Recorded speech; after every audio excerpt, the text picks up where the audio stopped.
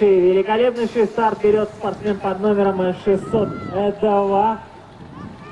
602 и все-таки 50 секунд. Сейчас я его идентифицирую обязательно. 602 номер Селюков Алексей. Вот только что пропускает Сахатова Максима. Сахатов по внутреннему радиусу обошел, так сказать, воспользовался пенкой спортсмена и пропустил.